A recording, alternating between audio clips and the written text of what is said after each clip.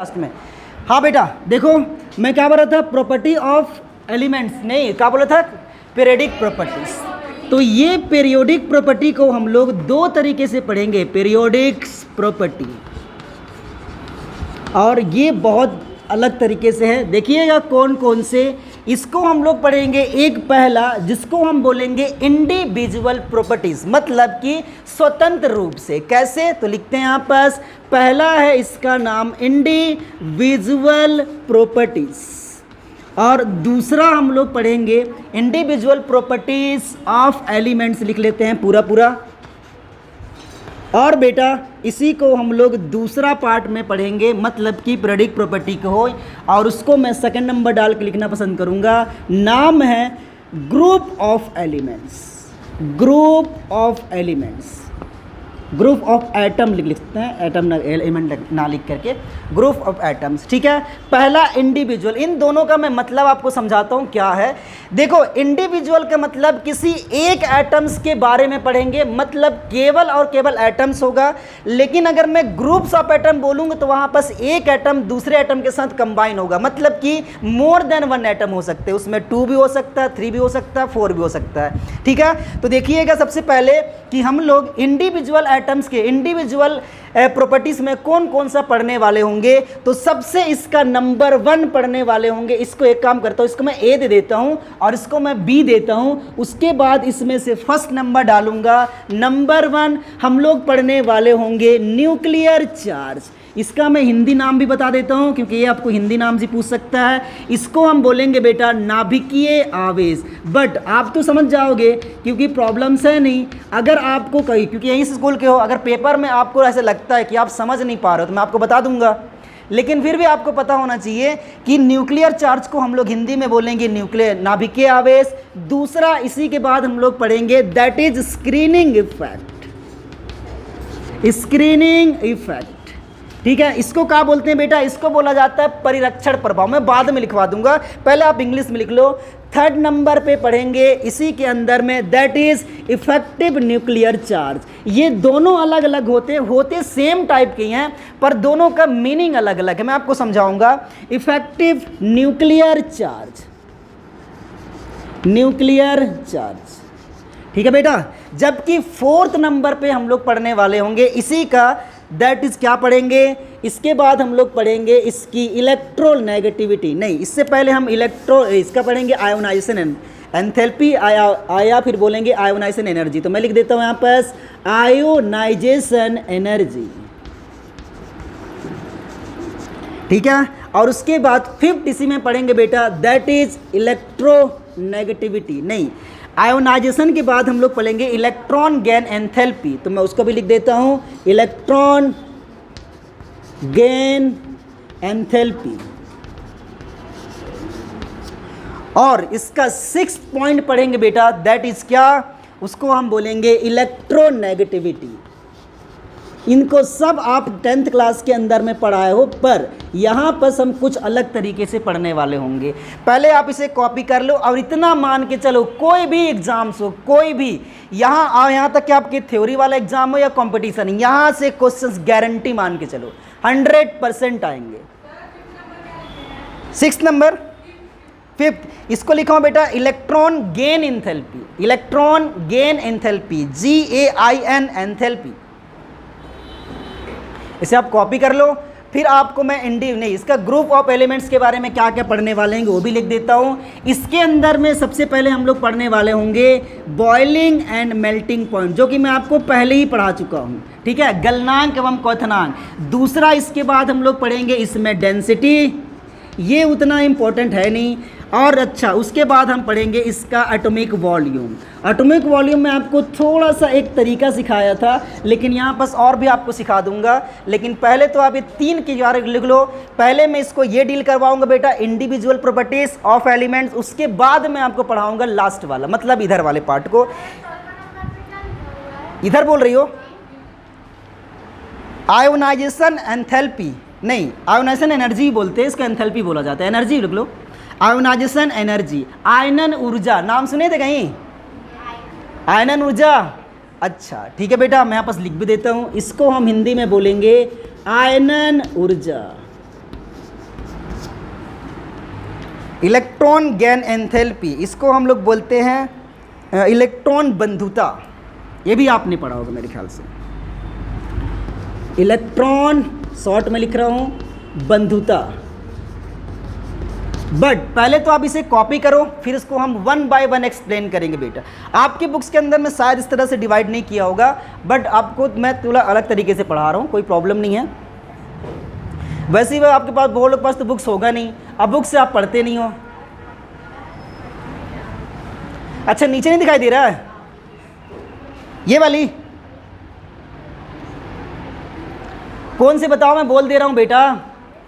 ये वाली ऊपर, ये इलेक्ट्रॉन गेन एंथैल्पी, आप लिख low electron gain enthalpy.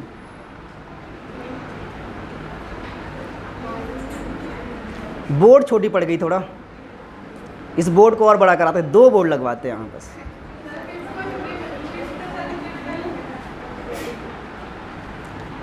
Electron बंधुता, हिंदी तो बोल रहा हूं मैं, 5वां बोल रही हूं ना, यही तो लिखा बेटा, इलेक्ट्रॉन बंधुता।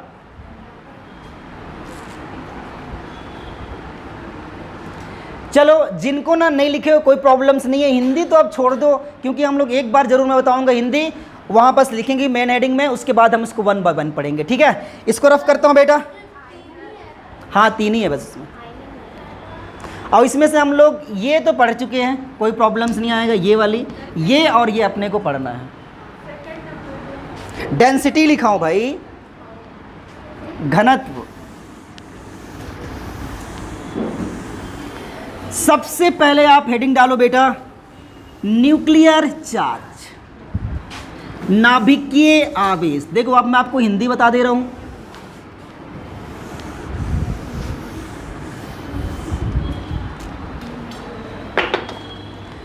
हाँ क्या बोला बेटा? Nuclear charge. इसको हम लोग हिंदी में बोलेंगे, इसीलिए मैं आपको बोल रहा था कि अगर वहाँ पर हिंदी नहीं लिखे हो तो कोई प्रॉब्लम्स नहीं है, लेकिन मैं लिखूंगा एक बार, बोलूंगा हर बार न्यूक्लियर चार्ज। तो एक बार याद रख लीजिएगा कि जब भी आपको मैं न्यूक्लियर चार्ज बोलूं, आप ट्रांसलेट करने ला माइंड में कि वो किसकी बात हो रही है, नाभिकीय आवेश की बात हो रही है, ठीक है। चलो देखो बेटा, मस्त कॉपी पेन छोड़ करके स्टाइल से देखते हैं क्या करना है। अच्छा, न्यूक्लियर चार्ज को सिंपल इस तरह से डिफाइन किया जाता है कि किसी भी एटम्स के अंदर में, किसी भी एटम्स के न्यूक्लियस में जो चार्ज प्रेजेंट होता है उसे हम न्यूक्लियर चार्ज कहते हैं। नाम से ही पता चल रहा होगा क्या, न्यूक्लियर का मतलब हो गया न्यूक्लियस, और चार्ज का मतलब तो हो गया चार्ज। तो बताओ न्यूक्लियस के चार्ज को हम लोग क्या बोलेंगे, न्यूक्लियर चार्ज, ठीक है। अब ये बताओ बेटा, न्यूक्लियस के अंदर में कौन सा चार्ज पार्टिकल्स होता है जो जनरली हम पढ़ते हैं? आप बोलोगे कि प्लस, और जिसको हम लोग क्या नाम देते हैं, प्रोटॉन।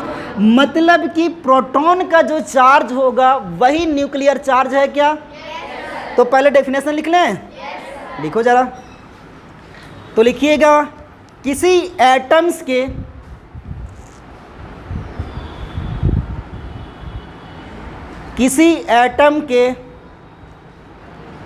टोटल न्यूक्लियस चार्ज, किसी एटम्स के टोटल न्यूक्लियस चार्ज, ब्रैकेट के अंदर में लिखना प्रोटॉन का चार्ज।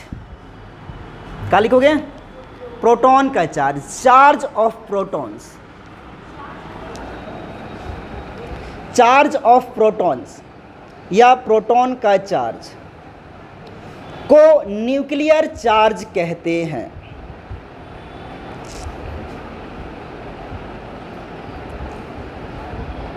हो गया? इसे कैपिटल Z से रिप्रेजेंट किया जाता है। मैं कहाँ लिखूं? यहाँ लिख देता हूं, कैपिटल Z से रिप्रेजेंट किया जाता है।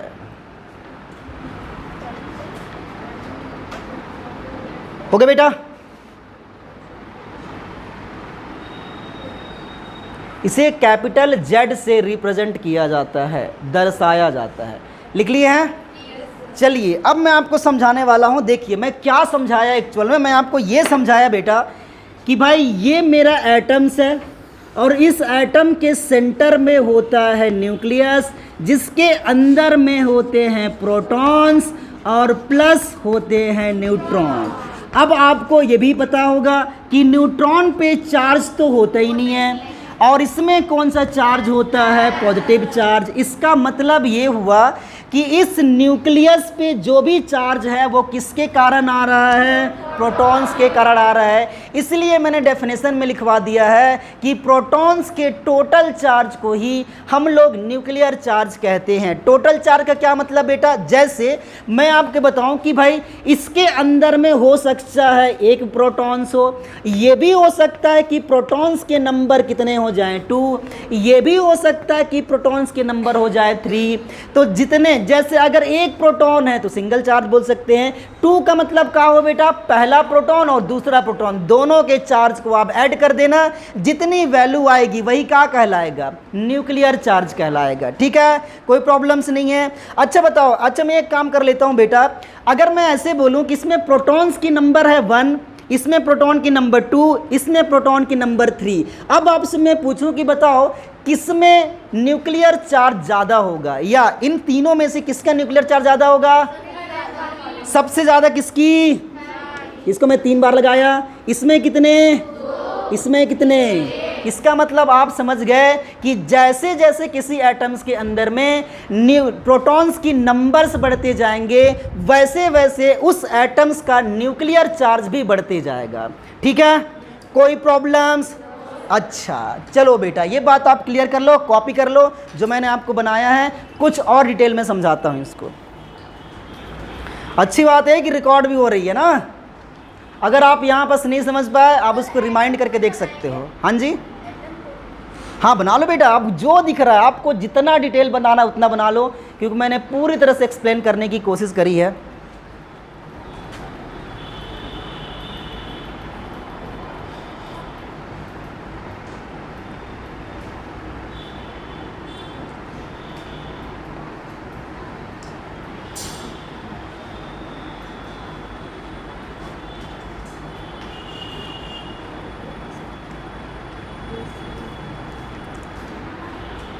हो जाएगा, बता देना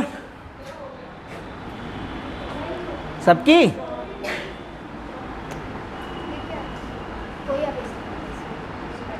हाँ, नो चार्ज भी लिख सकते हो, बहुत लोग ये जो क्रॉस किया हुआ है यहाँ पर नो चार्ज भी लिख सकते हो। ठीक है, न्यूट्रल लिख सकते हो, मैंने यहाँ पर क्रॉस कर दिया, क्रॉस का मतलब चार्ज नहीं है।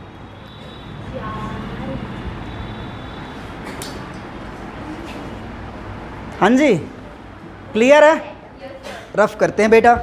चलिए अब आपको इसका कुछ फैक्टर अफेक्टिंग में सिखाने वाला हूँगा। देखिए, क्योंकि आपने अभी खुद ही बोला है कि जैसे जैसे प्रोटॉन्स के नंबर्स बढ़ेंगे वैसे वैसे न्यूक्लियर चार्ज भी इंक्रीज होगा। ठीक है, तो सबसे पहले हम लोग यहाँ पर देखते हैं न्यूक्लियर चार्ज को प्रभावित करने वाले कारक, मतलब कि factor affecting of nuclear charge. Heading डालो, क्या लिखोगे, न्यूक्लियर चार्ज को प्रभावित करने वाले कारक। फैक्टर अफेक्टिंग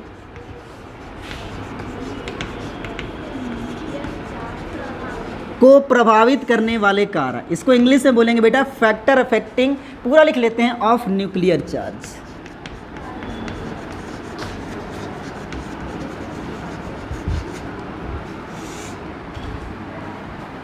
चलें, देखो बेटा सबसे इसका शॉर्ट में समझाता हूँ, इसके बाद और हम समझेंगे आगे करके।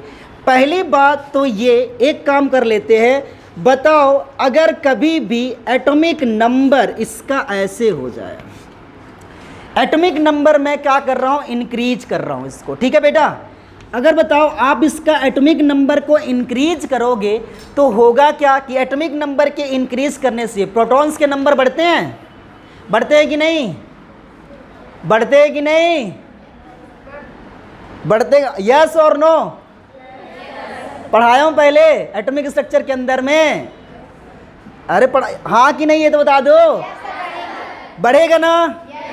इसका मतलब ये हुआ बेटा जितना ज़्यादा एटॉमिक नंबर होगा उसका प्रोटॉन या न्यूक्लियस का चार्ज उतना ज़्यादा होगा क्या, अच्छा, इसका मतलब एटॉमिक नंबर के इंक्रीज होने से न्यूक्लियर चार्ज Z की वैल्यू भी क्या होती है, इंक्रीज होती है। अब देखो यहाँ पर क्वेश्चंस लिखते हैं, जैसे आपसे मैं पूछो बेटा ये boron boron, carbon, nitrogen, oxygen, fluorine और यहाँ पर नियॉन। अब मैं बोलूँ बताओ इसका एटॉमिक नंबर कितना है, 6, 7, 8, 9 और यहाँ पर 10। अब मैं क्या करूं बेटा, यहां से इधर मूव कर रहा हूं, कौन सा डायरेक्शन है, लेफ्ट टू राइट दिखाई दे रहा है क्या, लेफ्ट टू राइट है ना। तो मैं क्या कर रहा हूं, जब लेफ्ट टू राइट मूव कर रहा हूं तो आप मुझे बताओ एटॉमिक नंबर इंक्रीज हो रहा है क्या, और अगर ये एटॉमिक नंबर इंक्रीज हो रहा होगा तो प्रोटॉन्स के नंबर भी इंक्रीज हो रहे होंगे। अगर प्रोटॉन के नंबर इंक्रीज हो रहे होंगे तो Z की वैल्यू भी इंक्रीज हो रहा होगा क्या। तो मैं ऐसे लिख सकता हूं कि जब हम लोग लेफ्ट टू राइट मूव करें तो इसका एटॉमिक नंबर इंक्रीज हुआ, और एटॉमिक नंबर के इंक्रीज होने से प्रोटॉन्स के नंबर, उसको मैं ऐसे लिखता हूं NP मतलब नंबर ऑफ प्रोटॉन्स है, ठीक है। NP क्या है बेटा, ये भी क्या हो रहा है, इंक्रीज हो रहा है, और नंबर ऑफ प्रोटॉन के इंक्रीज होने से बताओ Z की वैल्यू भी इंक्रीज होगी क्या। तो अब मैं आपसे पूछूं कि एक ऑर्डर बता दो कि सबसे ज्यादा न्यूक्लियर चार्ज किसका होगा, तो Z के ऑर्डर में बताओ किसका होगा सबसे ज्यादा, फिर किसका, फिर किसका, फिर वेरी गुड, उसके बाद तो लास्ट में लिख देते हैं यहाँ पर बोरॉन, ठीक है बेटा। यही इसका करेक्ट ऑर्डर है। इसका मतलब ये बताओ, पहली बात बताओ ये कौन सा पीरियड का एलिमेंट है बेटा, फर्स्ट की सेकंड, पीरियड बोल रहा हूँ, सेकंड पीरियड के है ना। कैसे पता चलेगा, इलेक्ट्रॉनिक कन्फिग्रेशन निकाल के देखो, सबके लास्ट में ना 2 वाला ऑर्बिटल्स आ रहा होगा, करके देखो बोरॉन का कितना होता है 5 ना, तो ये हो जाएगा 1s2, यहाँ पर 2s2 और यहाँ पर क्या बेटा 2p1। बताओ लास्ट का कौन सा नंबर तक गया, ऑर्बिट नंबर कौन सा दिखाई दे रहा है 2 ना, इसका मतलब कौन सा पीरियड का है ये, सेकंड, ठीक है, सेकंड पीरियड के हैं। तो ये बात तो समझ में आ गई। अच्छा एक काम कर लेते हैं, इसको और मैं डिटेल आपको इफेक्टिव न्यूक्लियर चार्ज के अंदर समझाऊंगा। मैं थोड़ा सा यहाँ पास आइडिया बस दे रहा था कि न्यूक्लियर चार्ज को कैसे इफेक्ट कर सकते हैं या और कैसे समझ सकते हैं। इसको पहले मैं स्क्रीनिंग इफेक्ट पढ़ाऊंगा, फिर उसका इफेक्टिव न्यूक्लियर चार्ज पढ़ाऊंगा, फिर वहाँ बस फैक्टर इफेक्टिंग लिखवाऊंगा, ठीक है। लेकिन इसे आप कॉपी कर लो, थोड़े बहुत और लिखवा लेंगे, पर पहले से कॉपी कर लो भाई। क्लियर है ना बेटा सबको, 100%, बहुत अच्छी बात है। आजकल ऐसे क्वेश्चन कराना शुरू कर दिया हूँ भाई, और ऐसे क्वेश्चन आजकल बहुत आते हैं मार्केट में। हाँ मार्केट मतलब एग्जाम में।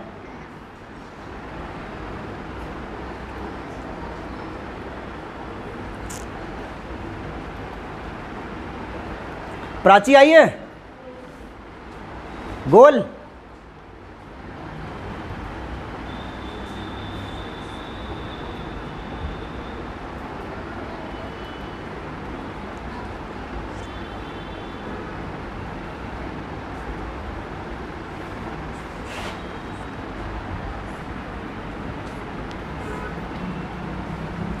और अगर आप वर्ड में लिखना चाहो तो ये भी लिख सकते हो बेटा, क्या कि जब हम लोग लेफ्ट से राइट मूव कर रहे हैं तो एटॉमिक नंबर इंक्रीज हो रहा है, एटॉमिक नंबर इंक्रीज होने से प्रोटॉन्स के नंबर बढ़ रहे हैं, जिसकी वजह से न्यूक्लियर चार्ज भी इंक्रीज हो रहा है। इसको और मैं डिटेल बताऊंगा, अगर आप नहीं लिख रहे हो कोई दिक्कत नहीं है, इफेक्टिव न्यूक्लियर चार्ज के अंदर आपको समझाऊंगा। बस यहाँ पर मैं थोड़ा सा आपको आइडिया दे रहा था कि प्रोटॉन्स और न्यूट्रॉन्स मतलब कब कब का होता है, तब के केसेस में मैं आपको और डिटेल में पढ़ाऊंगा। अगर आप नहीं लिखेंगे तो कोई दिक्कत नहीं है, केवल इतना ही लिखना है। इफेक्टिव न्यूक्लियर चार्ज के अंदर मैं और आपको बता दूंगा फिलहाल में, लेकिन उससे पहले मुझे स्क्रीनिंग इफेक्ट पढ़ानी है जस्ट बात अभी।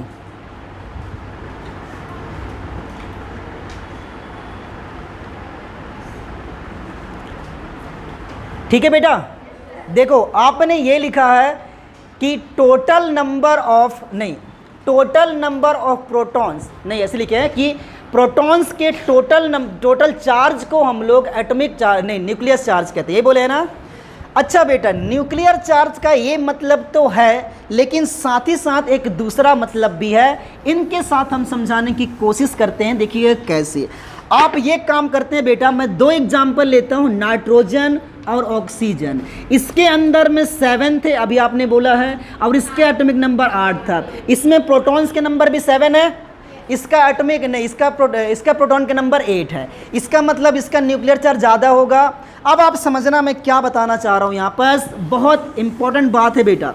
वो ये बात है कि मैं क्या करता हूँ, पहले इसका एटॉमिक स्ट्रक्चर बनाइए, जो आपको मैं एटॉमिक स्ट्रक्चर के अंदर में सिखाया था। बताओ, इसका पहला ऑर्बिट है, इस पहले ऑर्बिट्स के अंदर में कितने इलेक्ट्रॉन्स आते हैं, और इसके पास हैं कितने बेटा, 7। अगर ये 7 इलेक्ट्रॉन है, 2 आपने यहाँ भर दिया, तो बताओ आउटर मोस्ट के अंदर में कितने इलेक्ट्रॉन्स आएंगे, 5। 1 2 3 4, यहाँ पर 5। ठीक है बेटा। अब ये बताओ, यहाँ पर मैं ऑक्सीजन की बनाने की कोशिश करता हूँ। देखिए ये मेरा न्यूक्लियस हो चुका है, ये पहला ऑर्बिट है, बच्चा जानता है 2 इलेक्ट्रॉन्स आएंगे, बाहर वाले में कितने आएंगे, 6 आ जाएंगे, कितने हो गए, 6 हो गए ना, कोई दिक्कत नहीं। अब क्या करते हैं बेटा, बताओ अगर इसका चार्ज ज़्यादा है तो इसको मैं थोड़ा बड़ा बना देता हूँ, ठीक है।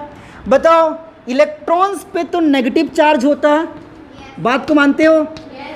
इस न्यूक्लियस पे जितना ज़्यादा चार्ज होगा, क्या वो इलेक्ट्रॉन को उतनी तेजी से अपनी ओर अट्रैक्ट करेगा। अच्छा, इसका मतलब ये हुआ बेटा कि हम ऐसे भी बोल सकते हैं कि किसी भी एटम का न्यूक्लियस किसी इलेक्ट्रॉन को जितनी टेंडेंसी के साथ अपनी ओर अट्रैक्ट करता है, उसे उसका न्यूक्लियर चार्ज कहते हैं। ठीक है, क्या बोला मैं ये बोला कि किसी भी एटम का न्यूक्लियस इलेक्ट्रॉन को जितनी टेंडेंसी के साथ अपनी ओर अट्रैक्ट करता है, उसे न्यूक्लियर चार्ज कहते हैं। एक ये भी डेफिनेशन बन जाता है, लिखें पहले, लिखो जरा, एकदम क्लियर है ना बेटा, साफ साफ, मतलब क्लियर, वही बात, वही हिंदी इंग्लिश दोनों हो जा रहा है ना। अच्छा, तो लिखिएगा बेटा, एक और डेफिनेशन है, आप दोनों लिख सकते हो, ठीक है, दोनों का अर्थ वही है, तो आप लिखिएगा, मतलब मीनिंग है, अर्थ हिंदी हो जाता है कभी कभी ना। हाँ, तो लिखिएगा बेटा, किसी एटम का न्यूक्लियस, किसी एटम का न्यूक्लियस जितनी टेंडेंसी के साथ, जितनी टेंडेंसी के साथ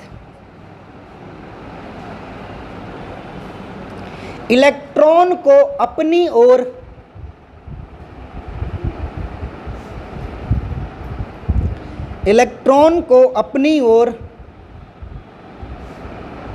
अट्रैक्ट करता है, हाँ, अपनी ओर अट्रैक्ट करता है, उसे उस एटम की न्यूक्लियर चार्ज कहते हैं।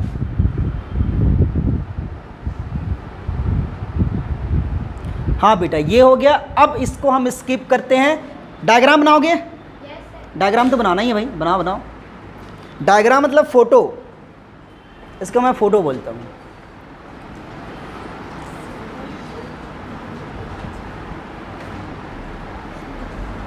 हट जा रहा हूँ दूर।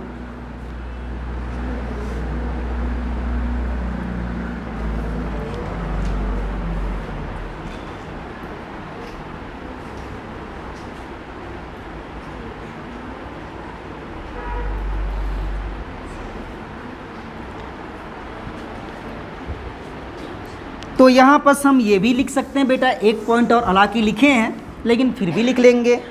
इस एटम्स को मैं ए बोल देता हूँ, इसको एटम्स को बी बोल देता हूँ। तो क्या पता चल रहा है कि Z की वैल्यू किसका ज़्यादा है बेटा, B की ज़्यादा है एज कंपेयर टू A। ये हमने पहले भी लिखा था कि ऑक्सीजन की ज़्यादा होता है नाइट्रोजन की तुलना में, क्योंकि इसमें 8 प्रोटॉन है, ज़्यादा 8 लोग खींच रहे होंगे। यहाँ पर कितने हैं, 7, तो 7 लोग खींच रहे हैं अपने ओर, तो 8 वालों की तो पावर ज़्यादा होगी। वही बात हमको समझाना था। आगे हेडिंग डालिएगा बेटा, स्क्रीनिंग इफेक्ट, जिसको मैं बोलना पसंद करूँगा परिरक्षण प्रभाव, स्क्रीनिंग इफेक्ट।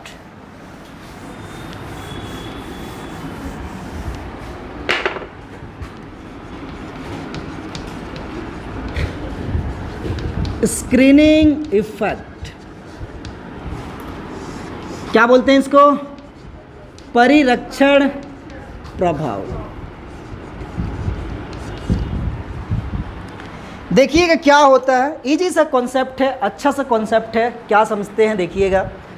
पहली बात बेटा एक नोट याद रखिएगा कि स्क्रीनिंग इफेक्ट हमेशा और हमेशा मल्टी इलेक्ट्रॉन्स के लिए अप्लाई होता है। मल्टी मतलब एक से ज़्यादा इलेक्ट्रॉन होना चाहिए। अगर सिंगल इलेक्ट्रॉन्स हो, जैसे कि हाइड्रोजन है, हाइड्रोजन के लिए हाइड्रोजन कितने इलेक्ट्रॉन्स होते हैं? 1 होते हैं ना, उसके लिए कभी भी ये अप्लाई नहीं होता है।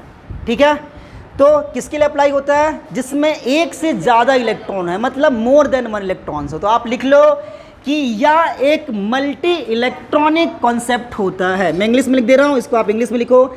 It is the multi electronic concept, multi electronic concept.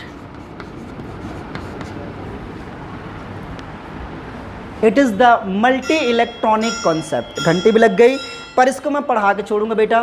Physics है ना अभी? हाँ, सारा रिकॉर्ड हो रहा होगा। अच्छा चलिएगा, नहीं लिखे? It is the multi electronic concept. अरे लिखो भाई। चलो बेटा अब देखो क्या मैं समझाने वाला हूँ। मतलब मैं ऐसा कोई भी एटम्स लेता हूँ जिसमें मोर देन 1 इलेक्ट्रॉन्स हो ना। देखिएगा कौन सा, जैसे अभी मैं एग्जांपल नाइट्रोजन बनाया था, ऑक्सीजन, उन्हीं में से दोनों को ले लेता हूँ। कोई सा भी मैं लेना पसंद करूँगा नाइट्रोजन्स को। ठीक है, तो चलो ये नाइट्रोजन एटॉमिक नंबर बच्चा बच्चा जानता है। ये न्यूक्लियस है, इसके अंदर में 7 प्रोटॉन्स है, बताने की ज़रूरत नहीं है। इसके पहले ऑर्बिट्स के अंदर में 2 इलेक्ट्रॉन्स थे और इसके बाहर वाले ऑर्बिट्स में 5 इलेक्ट्रॉन्स थे। अब मैं क्या करने की कोशिश करता हूँ, देखिएगा 6 हो गए। अच्छा, प्रिंटिंग एरर, ठीक है। अब इसमें नेगेटिव चार्ज ही बना दिए हम लोग। चलो हालांकि जानते हो दिक्कत नहीं है। अब मैं आपको क्या बताने वाला हूँगा कि जब ये न्यूक्लियस आउटर मोस्ट वाले इलेक्ट्रॉन्स को अपनी ओर अट्रैक्ट कर रहा होगा, तब बताओ ये इलेक्ट्रॉन जो कि अंदर वाले सेल में प्रेजेंट है, पहले लिखते हैं ये कौन सा है बेटा? आउटर ऑर्बिटल, वही है ना? आउटर ऑर्बिटल नहीं, आउटर ऑर्बिट्स। और ये कौन सा है? इनर ऑर्बिट्स, या आप चाहो तो इसको क्या नाम दे सकते हो? इनर सेल भी बोल सकते हैं, जो कि पहले बोल रखे हैं। इसको हम लोग क्या नाम दे सकते हैं? आउटर सेल नाम दे सकते हैं। तो मैं क्या बोलना चाह रहा हूँ कि आउटर सेल के जो इलेक्ट्रॉन्स हैं, जब उनको ये न्यूक्लियस अपनी ओर अट्रैक्ट करेगा, तो क्या ये इलेक्ट्रॉन इसको रिपल नहीं करेगा? क्यों? क्योंकि दोनों में क्या है बेटा? सेम चार्ज है, और सेम चार्ज में तो रिपल्सन होता है। तो यही एक फंडा होना चाहिए क्या कि बताओ, पहले मैं आपको ये बताया कि जितनी तेजी से अट्रैक्ट करता है उसको तो हम लोग बोल देते हैं जेड, यही बोलते हैं ना, इफेक्ट न्यूक्लियर चार्ज। लेकिन अब ऐसे पता चल रहा है कि जब ये जेड काम कर रहा होता है, मतलब जब ये न्यूक्लियस इस इलेक्ट्रॉन को अट्रैक्ट कर रहा होगा, जरूरी नहीं कि इसको भी कर सकता है, किसी को भी कर सकता है। मैं इसका एग्जांपल लेके बता रहा हूँ। मतलब कि आउटर सेल वाले इलेक्ट्रॉन्स को जब अट्रैक्ट करने की कोशिश करता है, तो इनर सेल में प्रेजेंट इलेक्ट्रॉन इसको क्या करने का काम करते हैं? रोकने का काम करते हैं। इस इफेक्ट को हम लोग स्क्रीनिंग इफेक्ट या कभी कभी शिल्डिंग इफेक्ट भी बोलते हैं। क्या चीज? या फिर हाँ, हिंदी में परिरक्षण प्रभाव। समझ में आया? लिखें, लिखो। अच्छा, ये भी होता है बेटा, ऐसा बिल्कुल नहीं है कि यही इलेक्ट्रॉन इसको अट्रैक्ट करने से रोकता है, इसके साथ साथ ये भी इलेक्ट्रॉन इसको अट्रैक्ट करने से रोकता है। कैसे, वो आपको बाद में बताऊंगा, पहले कॉपी करते हैं। तो लिखिएगा बेटा कि किसी एटम के outer most shell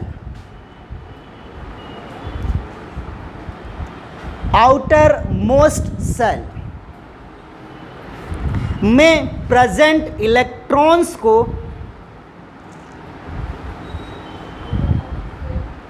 outer most shell में प्रेजेंट इलेक्ट्रॉन्स को जब न्यूक्लियस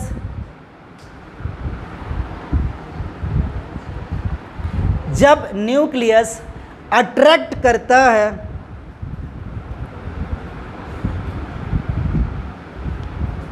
जब न्यूक्लियस अट्रैक्ट करता है तो इनर ऑर्बिट या इनर सेल, इनर ऑर्बिट या इनर सेल में प्रेजेंट इलेक्ट्रॉन्स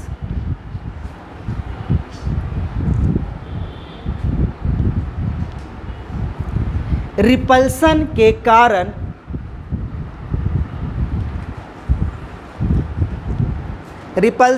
कारण रोकने का कार्य करते हैं,